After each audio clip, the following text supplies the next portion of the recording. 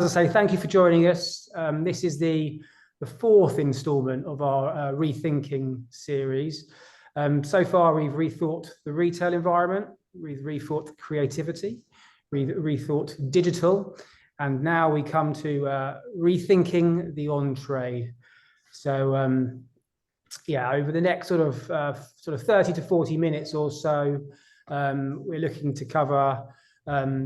We've done the intro already, but first of all, we're looking to cover whether on-trade is still the place to build brands in 2024. We're going to cover some trends that are shaping the landscape. We're going to look at the implications of these shifts and these trends for brand owners. We're looking at what brands are leading the charge. And hopefully we'll get some time for some Q&A as well. So if you do have any questions, please do put them in the chat.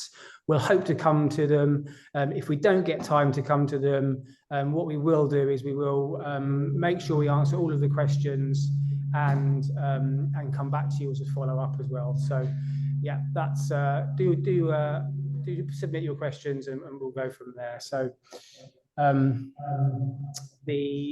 just who we are today. So I'm hosting this. My name's James. I'm going to very shortly hand over to the team, which is Will. Will's one of our senior account directors here, and Jamie. Jamie's an account director. So they're going to expertly take you through the next 40 minutes to do that as well. But before I do, we'll just wanted to be remiss of me not to, wouldn't it? Just a bit about who Quantum are. You're here, you know who we are. I won't dwell on this slide, but we're a Bournemouth-based brand activation agency. We work across many sectors, and we're all about getting big ideas in many places. So hopefully you may or may not know us, but hopefully after these 40 minutes, you'll know a lot more about us anyway, if you don't already. So before I hand over to Will and Jamie, just going to show the results of the poll very quickly, just to see. It looks like the majority of people here, guys, are somewhat optimistic. So over to you. Let's see if we can change their mind today and give them some food for thought to leave with. So guys, over to you. Awesome. Afternoon, everyone. And thanks, James, for the intro. So before we start the session, we wanted to just open things up with a bit of a provocation. And by all means, pass your thoughts in the chat throughout the session. But the on-trade, like famously, has often been referred to as the place where brands are built. I'd be intrigued to get people's opinions on whether we feel that in 2024, that still is the case. Like we've obviously got a view on it, hence today's session, but I think it would be great to understand the thoughts of a number of sort of marketeers and brand owners on the call today.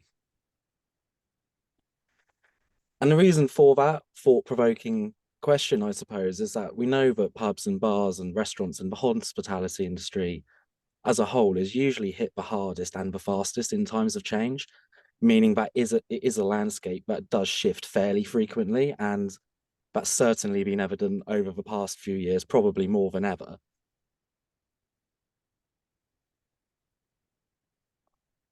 And I won't labour the point, we're all fairly familiar with the situation, but we do need to acknowledge that macro trends do affect consumption behaviour and habits across all industries, with implications for everyone. So, but for the on-trade in particular, it's been a really tough time dealing with global pandemics, cost of living crises, duty increases, sugar tax introductions, growing scrutiny on sustainability and credentials in sort of product to market and day-to-day operations of brands and operators. And it's meant that pubs and bars have spent the last couple of years being very reactive, I would say, as opposed to being proactive and understanding what we think they stand for. And as a consequence of that, that's probably largely how a number of brands have responded to, is in a very much reactive way to the situation and to sort of the way that pubs are having to react to all of these bumps and hurdles they're getting along the way. But we're here to be positive. It's not all doom and gloom. And whilst, yes, it's safe to say that given the context, you could say the rules of the game certainly have changed. We at Quantum believe that these new rules do provide a huge opportunity and a platform to continue to build brands in the on-trade over 2024 and beyond. for those who are bold, brave, and agile enough to embrace those changes which are happening before our very eyes. But how? That's the big question, right? That's presumably why most people are on this webinar today. So what we'd like to do is spend the rest of today sort of like unpacking and understanding how we feel from a brand lens we can adapt and succeed in the midst of these new rules and embrace this shifting on-trade landscape. And I suppose, yeah, despite the hardship of recent years, there is no better place than the pub. Right? It's somewhere we believe strongly can remain the heart and pull of communities. And just for clarification, I suppose by community, yes, we're in part referring to sort of that local pub, bar, restaurant that sits proudly within people's towns, villages, sort of like boroughs within cities. But also it's a sense of actually like it's where people self-community build in these locations as well. Like the on-trade for most is where they form and forge friendships. It's where they connect with family members. It's where they celebrate these biggest moments in their lives. But the way that those traditions and rituals of visiting the pub are changing, and to avoid being left behind, there is a need to adapt to these new rituals and rules and ask, is your on-trade strategy up to the task? And how can we rethink that strategy to deliver success in this landscape we all operate in? So where we can start to answer that is by taking all of the context we've just talked through and distill that into a clear, actionable kind of themes and territories for brands to consider perhaps how that could form the backbone of some of your brand strategies. And we've got a couple to talk through today. So the first one, or the first shift, is the fact that, yes, consumers are drinking less, but that doesn't mean the party's over for brands and pubs and bars and restaurants. Like there is a proportion of consumers who are giving up alcohol entirely, like across Gen Z and millennials in particular. I think it's about 30 to 20% respectively in terms of who's giving up alcohol altogether. But more commonly, actually, what we're finding is consumers are just getting a bit more savvy with how they consume alcohol rather than going completely teetotal. And they're becoming increasingly shrewd in their drinking choices, opting for moderation and mindful consumption. And those people are present in all groups with an increasingly louder voice, meaning that they're driving where those groups tend to go when it's planning on trade visits. We'll go into a lot more detail on this, and Jamie will be talking through this in a bit more, but I suppose to sort of tee it up, a quick comparison or analogy perhaps is if you were to think of it, you were going out for dinner and there was a vegetarian within the group, they potentially could dictate where you go because what's on the menu for them individually will likely impact the choice of restaurant where you'd want to go. The same theme is starting to apply when it comes to those drinking occasions in the on-trade, because there's people in groups who are looking to moderate, they are looking to choose low and no, they are looking to seek alternative, more flavorful choices.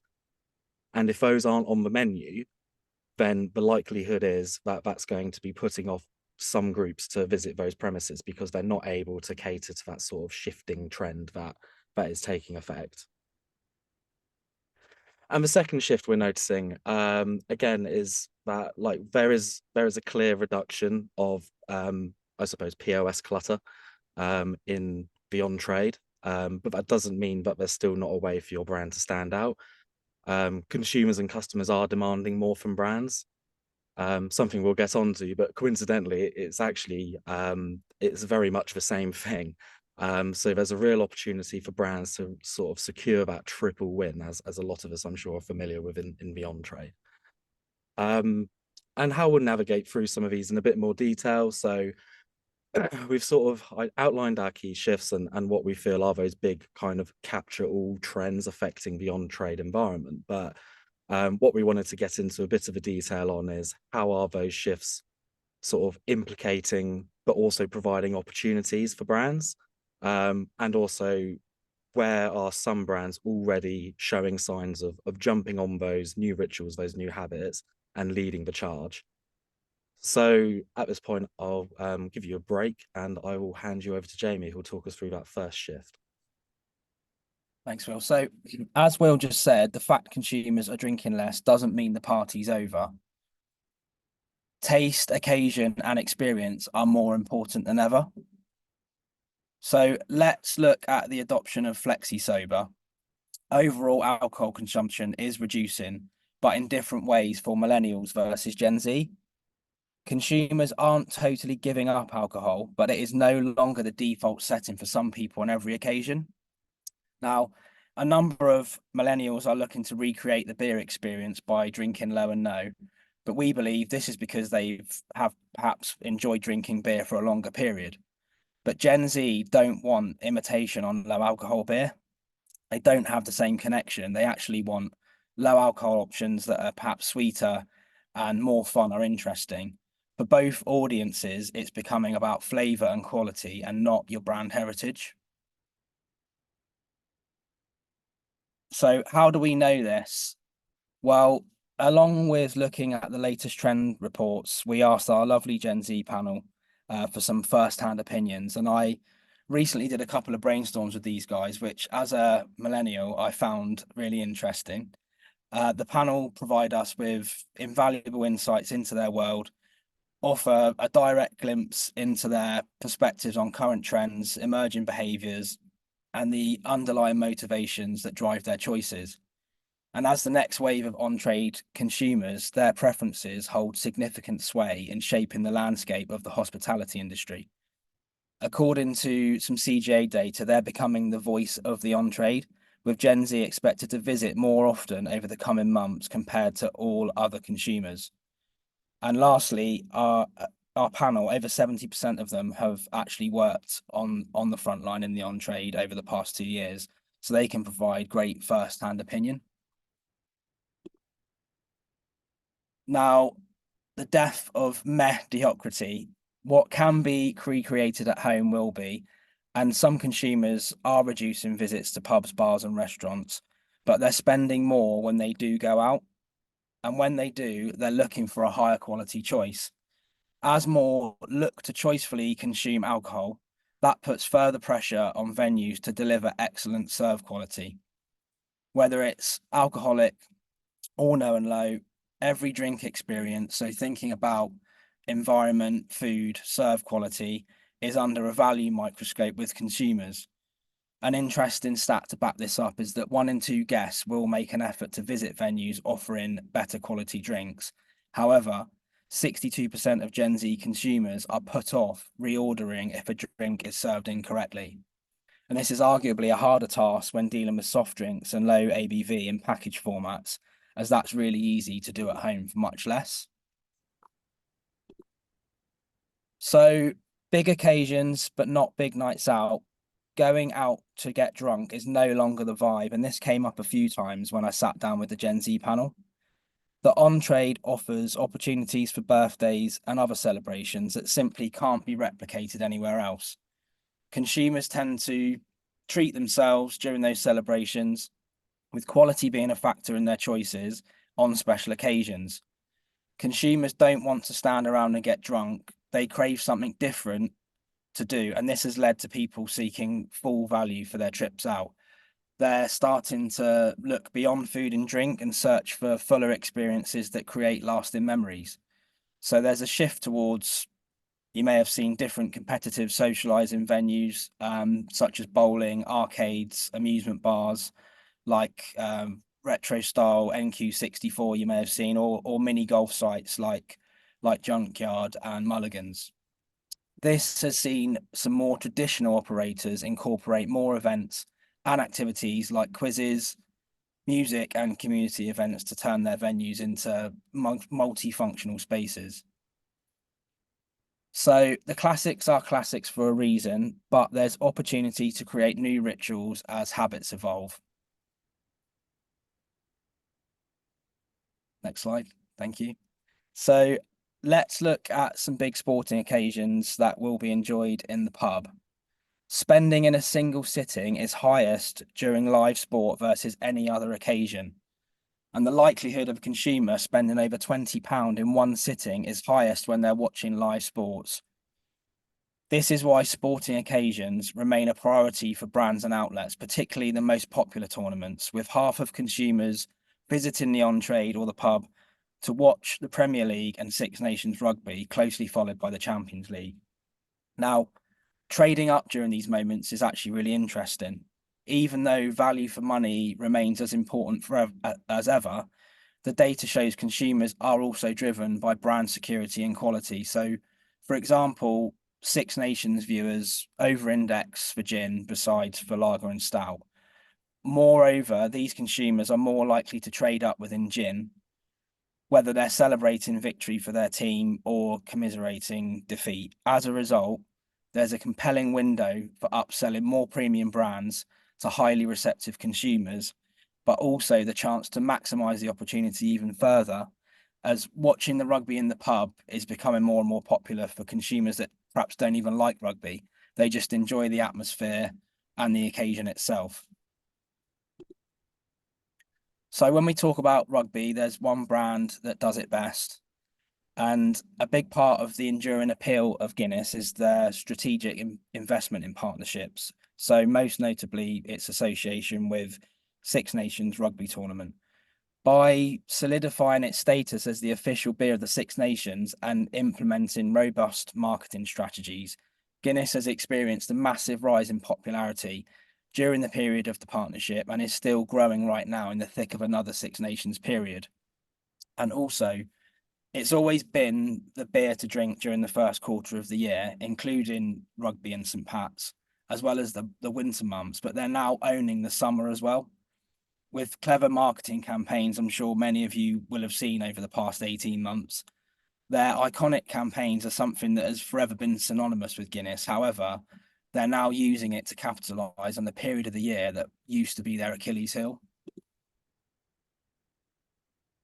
So whilst live sport isn't for every consumer or brand, there's still plenty of opportunities as day parts change for consumers. Some refer to it as vertical drinking, others as up-tempo drinks, and others still as high-energy drinking. Regardless of what you call it, it is changing. So once the cornerstone of many weekends and late-night rituals, it is dwindling. A far cry from the revenge partying that saw late-night bars and nightclubs full to bursting during the initial days after the pandemic. Now, bottomless brunches have shifted high consumption occasions from nightclubs into brunch restaurants and from perhaps spirits and shots into Prosecco and cocktails, while competitive socializing, think interactive darts, flight club, table tennis, or shuffleboard, have turned what was the lair of the late night into a more beer-friendly late afternoon. Now, we talked about Gen Z, but interestingly, this upward trend is driven by millennials, who are far more likely to eat breakfast and brunch out of their homes than any other age group, especially on the weekend when it facilitates social gatherings with friends. Now, Tequila Rose have capitalized on this strong cultural trend, enabling them to deliver and elevate aesthetically pleasing, memorable experiences ownable to the brand. So, I guess, what do these increasingly popular sub-occasions have in common? They're all centered around experience and offer something different, but interestingly, they come at a price premium. So if we look at Tequila Rose and how they've navigated this as well as capitalized, in the latter part of last year, Tequila Rose experienced a significant surge in brand awareness. So a notable 5 percentage point increase alongside a 10% rise in sales in pubs and bars and a 15% boost in the off-trade. And by implementing a combination of real world and digital activations, the Tequila Rose brand created numerous touch points for existing and new fans to encounter the brand. And I guess a notable touch point the brand has targeted its audience with is a series of Tequila Rose brunches across the country, attended by hand-picked influencers and celebrities. These events, characterized by their bold and extravagant nature, featured cocktails, drag queens, music, food, all in glamorous settings, garnering widespread popularity and coverage wherever they occurred. And it's also worth noting that throughout the year, social media content and online coverage collectively reached over 100 million people, translating into tangible improvement in brand performance in the real world.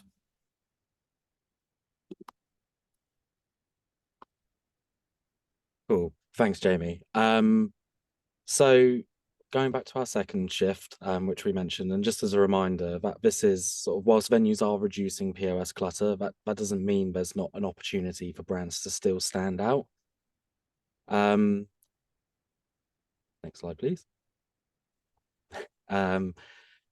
Cost, eco-led initiatives, growing digital savviness, which comes with younger audiences, like Jamie mentioned, sort of frequenting the pub the most, are focusing the ask of brands by both consumers and customers. So they're being asked to do more than ever. And it does mean that traditional, inverted commas, paper POS kits we're all used to are very much on the decline.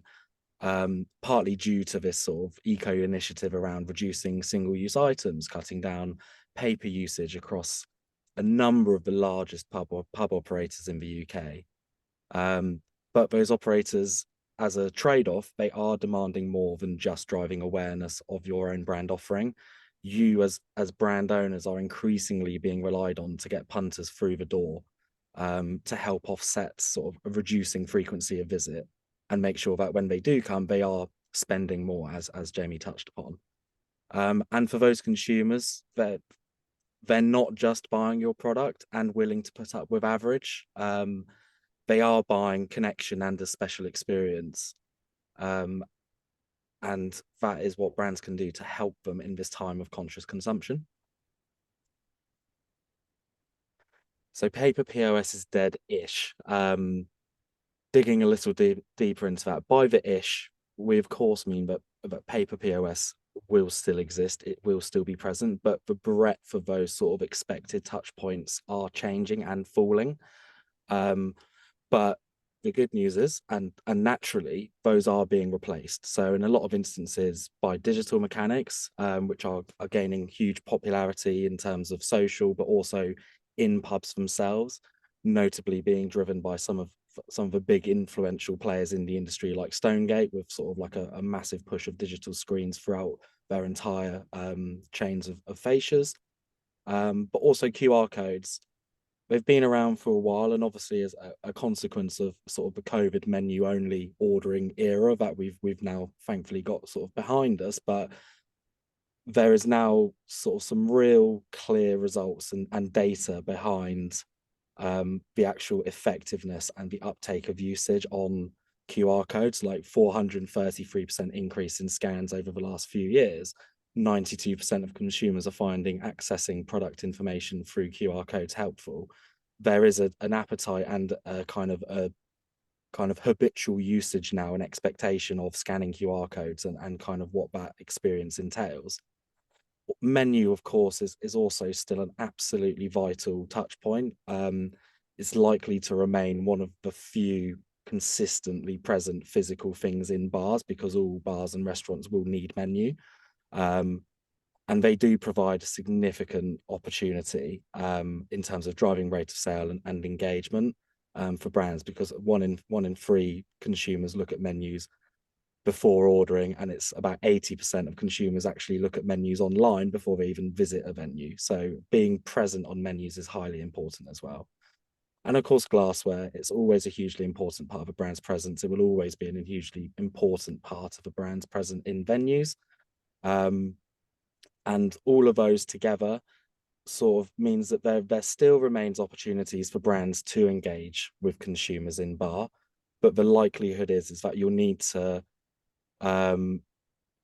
be sort of thinking fidgetily, as we call it, in bringing all of these things together, because the likelihood is you've got limited space physically to be showing up, but digitally is where you can achieve that scale, and adopting that hybrid approach will certainly be the way forward.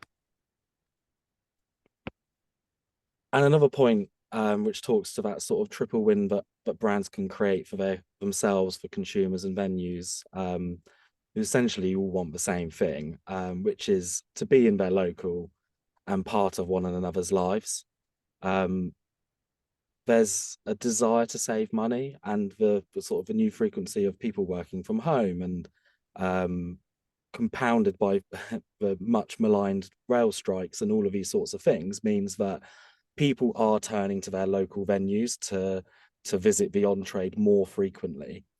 And when they're doing that, they are indulging in food and drink, of course, but also they're going there to foster genuine connections and they see the local as the place for doing this, whether it's bonding with regulars over a pint or engaging in lively conversations with new friends alike, which you haven't met before, but you meet in a pub for the first time. These are the spaces that offer that platform for individuals to kind of build their own communities, as we mentioned at the outset. And brands are able to and should be playing a vital role in enabling that experience, driving footfall to the very venues that the consumers themselves want to be visiting. But because of all of the aforementioned trends around cost of living and like working from home and things, like they need more and more reasons to get there and more help being convinced to get there. And I suppose that is the point. It does all ladder back to this sort of value exchange, which is increasingly under a microscope as people's wallets tighten, but they're still looking for kind of outstanding experiences more and more. But if brands can get it right, then that's where they can unlock that triple win.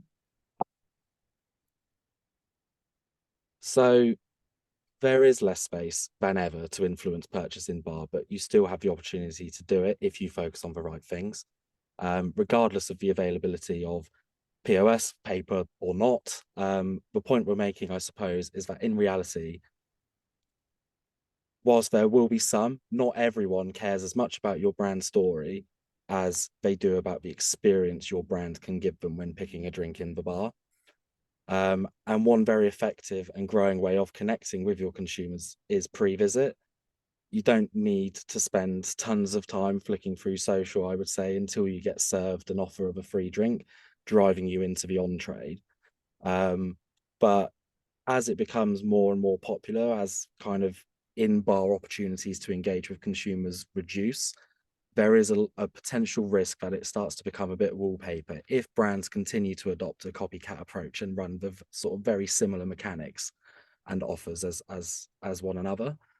So the focus should be on how you can turn these mechanics, these offers, into really ownable activations, which for you and as a brand means you're showing up at the right times, like Jamie mentioned, whether it's brunches, whether it's sporting occasions, whether it's a combination of other things, but picking the right moments and doing it in the right way to deliver an offer that is actually beneficial to them, rather than just wallpaper free drinks and free drinks and free drinks in venues.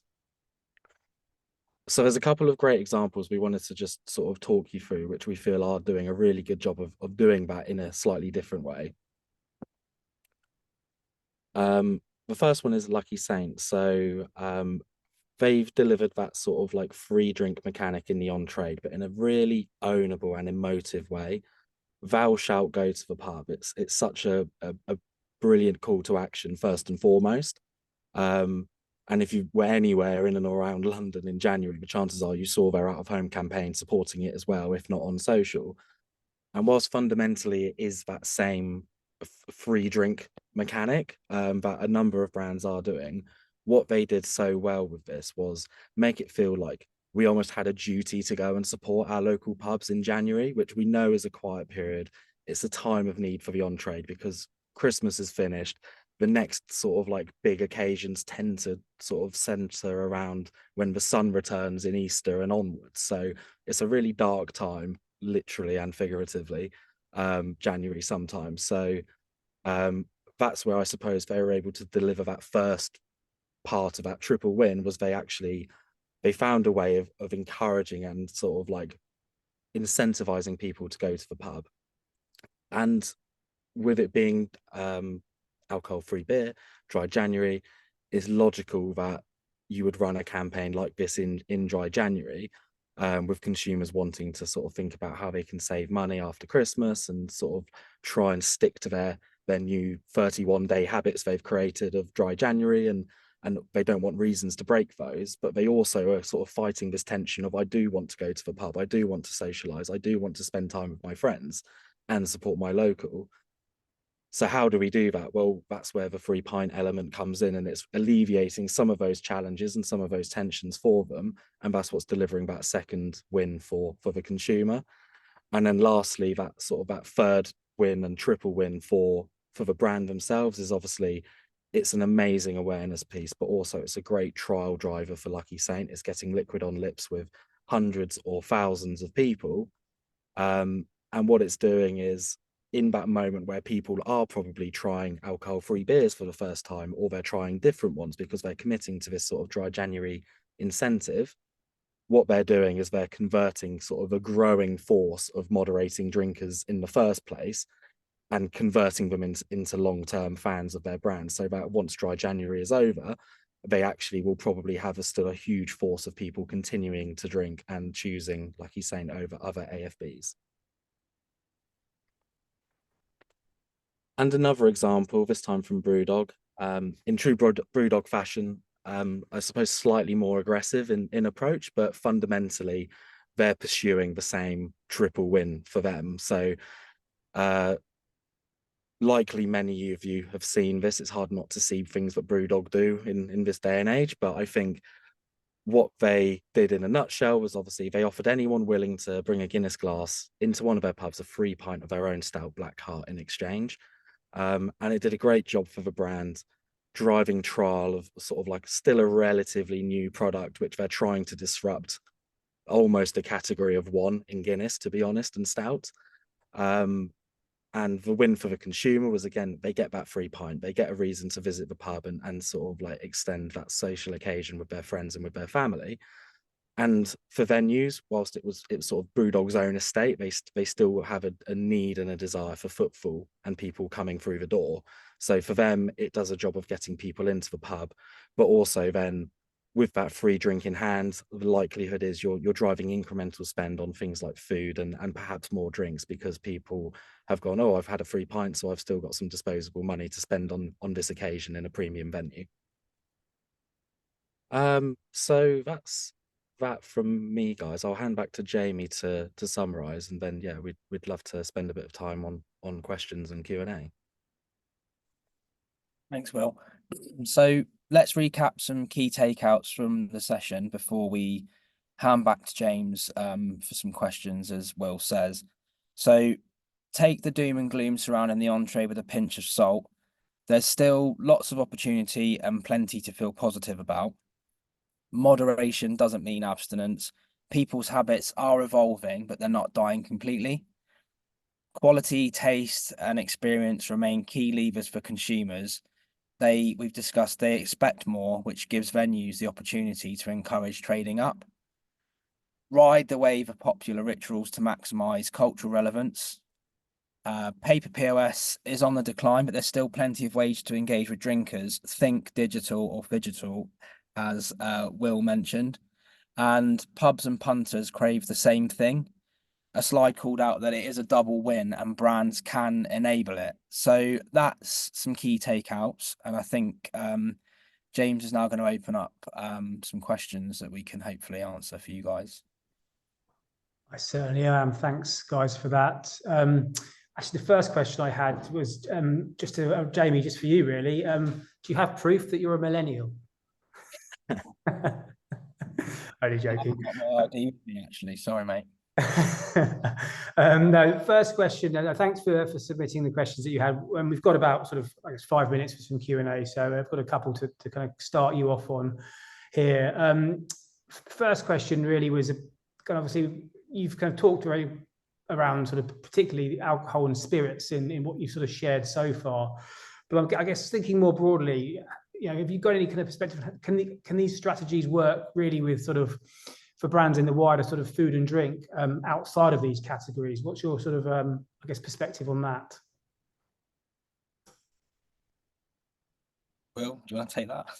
Oh yeah, of course. So I suppose it all stems back from those sort of like global macro trends, whatever you want to call them. And reality is like those will be affecting all industries, and like I'm sure there'll be similar implications for retail as well as on trade and third space and the events and all of these other things as well. But yes, whilst I suppose some of those examples we called out because we didn't want to kill you with case studies, it is a very sort of beer, wine, spirit focused, but absolutely, like there's this huge amount of people still looking for reasons to go to the on trade, and food and soft drinks are a huge part of that. About 60% of people still say that food plays a role of their occasion in the on trade. So for those of you on the session who aren't a beer, wine, or spirit brand asking what that means for me, I think the reality is that like the on trade is dealing with these same challenges and these same issues. You as a soft drink brand like a Fever Tree or whoever, you also have that ability to drive people to venues to reward them and get them spending money in their locals, which they seemingly want to be doing. So yeah, there's plenty of reasons for all brands, all categories to be rethinking their on-trade strategy and how they can be trying to secure their own triple win, if you like. Cool. Does that work obviously to that wider for like snacks brands as well? I presume it works for those. Yeah, 100%. Yeah. Yeah, I think there's definitely opportunity for snacks to thrive in the on trade. My advice to brands would be to be proactive and reach out to beer brands in particular and suggest limited period partnerships. There's definitely appetite for it, excuse the pun. Nice. Just a couple of sort of points here. There's a few questions about whether this is recorded and whether the slides will be shared. In answer to your question, yes, that is the case. All of this has been recorded. We'll share the recording and the slides. And obviously, there's a lot of questions that have come in, some of which are quite detailed as well. So I apologise now that we probably won't get to those, but we will endeavour to kind of answer them and get back to you, sort of a follow up as well. So yeah, thanks for all those questions, Rael. One question on going back to the start, really, on the sort of sporting occasions side of things. Obviously, there can often be quite a huge cost associated with on-trade subscription kind of costs. Do you guys have any tips around sort of, I guess, how to get around that, so to speak? Yeah, I think when it comes to the biggest sporting occasions, like talked about the Six Nations a lot, and the Euros this summer, they are featured on terrestrial TV. So I don't think there's any reason why any part of the on-trade can't capitalize on that. And we've talked about trading up and all those kind of trends, and get creative. I imagine there are brand owners on the session, as Will mentioned, but my advice to the on-trade, so pubs, etc., is reach out to brands for support. It's there for the taking, and they want to give it. But I think unless it's walking through your door, then it's for those guys to really reach out to the brands that they're selling and ask for that support, because as I said, it is there. I think just to build on that as well, Jamie, the other sort of point around that is like, yes, there's obviously limited ability for official partnership and affiliation with some of those big sort of sporting events, but the reality is actually there's opportunities to leverage those occasions by realizing that those are going to be big draws of consumers. Specific demographics obviously doesn't apply to all brands, but there is opportunities to think, right, there's going to be a swathe of people heading into these venues on these days. What else can we do to be present to make sure that we're scooping up our actual consumer, and they're not being converted to choose one of the other brands who happen to be an official partner and are shouting the biggest and the loudest about it at those times? Cool, excellent. Just one final question. I think obviously conscious of obviously everyone's time. We're at 1:45, so we want to make sure you have a nice afternoon. But just a quick one on the Guinness and the Brewdog piece. In actual fact, it's just a very straightforward. Do we think, or was it? We didn't may or may not know. Was it a collaboration with one another? I would think definitely not. Well, are you in the same? Are you in the same? Yeah, I would imagine it's definitely no collaboration there. Yeah, maybe we have to ask the two parties. Cool. As I say, we've had lots of questions. I think we'll probably wrap it up there, just so you guys can get your afternoon back. There are some quite detailed ones. As I say, we'll endeavour to sort of follow up directly. We'll send all of the questions that have been asked. We'll put them in a nice sort of email to follow up, so everybody will get answers to the questions that were or get sight of the questions that were asked, and also get the answer as well. That will come back along with the recording and the slides as well. So don't worry about that. So I guess really just the only thing to say really now is sort of thanks for joining. Just before you go, we want to just one final poll we want you to kind of complete. Obviously, if you've got any questions, if you'd like to speak to Will and Jamie in a bit more detail, please do get in touch. So I know that they'll be happy to answer any questions, maybe set up a time to have a chat with you guys as well. But other than that, thanks for joining. We appreciate taking time out of your busy schedule to listen to us talk. We're always here for a conversation. But yeah, other than that, have a great afternoon. Enjoy your, is it called a leap day? I don't know if it's, enjoy your leap day. And yeah, hopefully we'll see you soon. Thanks, James. Cheers, Will. Thanks, everyone. Guys.